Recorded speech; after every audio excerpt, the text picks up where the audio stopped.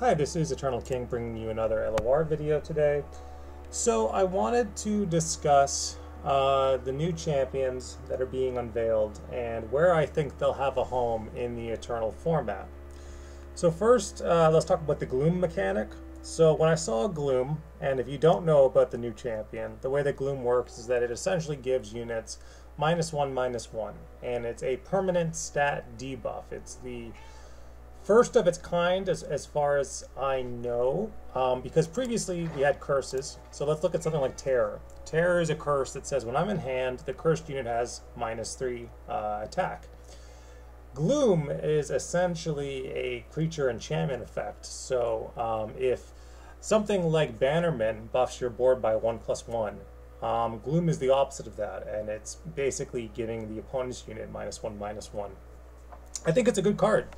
If you compare the new champion to Death Grasp Cultist, who essentially is a 4-mana unit, 3/4, that gives a unit terror, the new champion is a 4/5 body that is granting a unit -1/-1, or potentially it's a 5/4. Either way, it's just better than Death Grasp Cultist, and it's potential. You might potentially run both. Right? It's very possible that you run both.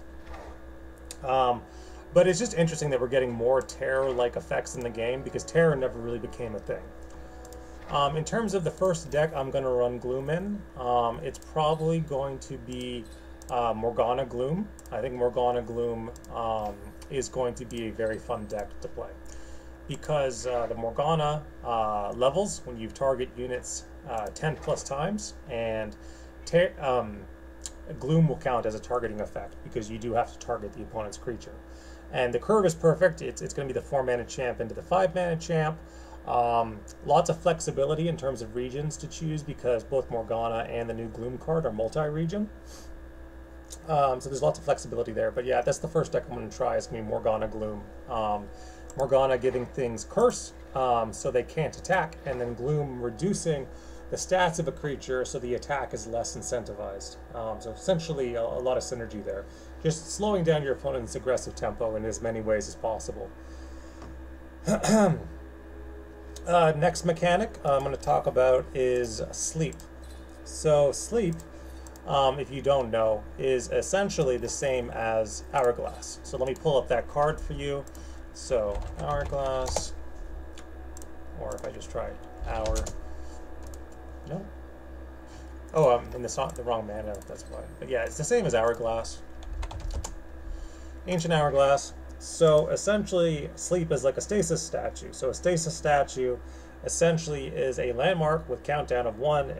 Summon an exact copy of the unit or champion that's stored within. So sleep functions identically. And so you play the champion, you get the sleep effect. So the first deck I'm going to try with sleep is actually going to be Xerath. I want to try Xerath, and then after I try Xerath, I want to try so I want to try Xerath first off of sleep. So the sleeps count as destroyed landmarks for Xerath, so there's some synergy there with the pings and things like that. And then the other card is going to be Talia. So obviously Talia just leveling up off of any sort of landmarks that you summon. And then there's also Ziggs, which levels up off of destroyed landmarks. And so sleep has a countdown of 1. It will destroy itself very quickly. So I'm going to try all 3 versions. I haven't had a chance to playtest the new champion, so I don't know which line is going to be better. Is it better to run sleep in the Xerath control shell? Is it better to run it in the Ziggs aggro shell? Or is it better to have that big 5-mana Thalia to potentially win the game with when she's leveled? So some experimentation there, but that's my feelings on sleep. Final card I want to talk about is Lux Illuminated. So Lux Illuminated is actually more support synergy. So for those that don't know, I was the first person to repopularize the revitalization of Lulu support in the Eternal format. So we actually saw some lists that people were running that were semi-competitive and were listed on Runeterra AR. And Sunny was also playing it for a little bit. So Uh, I think that the first thing I'm going to try is going to be my turbo level Lulu deck, and I'm going to run it with Lux Illuminated. I think that can be a lot of fun because a big problem, not that auto level Lulu is a terrible deck. It's not. It's just fine to play. I play it all the time. But if one of the things I would say is that you can get like a Flower Child hand, and you just don't draw the Lulu to play onto the Flower Child, and that feels kind of bad. So having Lux Illuminated in addition to the Lulu, that's just more consistency to make sure that you're getting those support effects when you need them. And she has barrier when she attacks, so that's guaranteed support. So that's pretty nice. It's just more support effects. In my version, I actually run Pix because it's basically a barrier card that has support. And I was running Pix before, so I can probably drop Pix and just run like run Lux Illuminated instead, and that's going to feel a little bit better. But I have to see exactly how I build out that deck. And the other thing about having the support specifically be in Demacia is really nice because you also have things like War Chefs in Demacia, which is a really good support card that like you just wouldn't bother going with because there wasn't enough support synergy in Demacia beyond War Chefs. But with Lux Illuminated, there's a better reason to be in Lulu Demacia. That's kind of nice. I do feel like Lulu Demacia with War Chefs is going to feel good. So you basically run Lulu, you run War Chefs, you run Lux Illuminated, and then you run Flower Child, and that's kind of the deck. And you just play those high growth units early with the support synergy, you auto level Lulu, and that's good enough.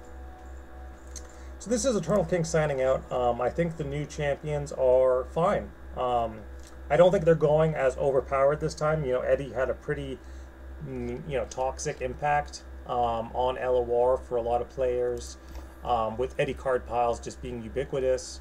Morgana was ubiquitous, so I don't think that the new cards are on the power level of like a Nilla or a Nora, stuff like that. Samara pre-nerfs, they're on the level of like a Jax, but they don't need to be.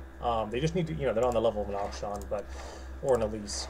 But they don't need to be, they just need to be good enough, and I do think that Gloom is good enough. I think it will find a home. I think Sleep is good enough. It will find a home. Sleep also has synergy with Kennen, which is nice. So, for those Kennen diehards out there, there's another reason to play Kennen, because when you sleep a unit and then it gets resummoned, that counts as you've summoned the same ally 5 times. It's not you've played the same ally 5 times, it's you've summoned the ally 5 times. So Sleep actually counts for Kennen as well, which is nice. So, cool cards, well designed, kind of fun. This is going to be the last expansion that we get with LOR, I believe. So the new cards are looking decent. I think it's a good way to wrap things up. We started with Lux and Vanilla, and then we're ending with Lux Illuminated. This is Eternal King, signing out.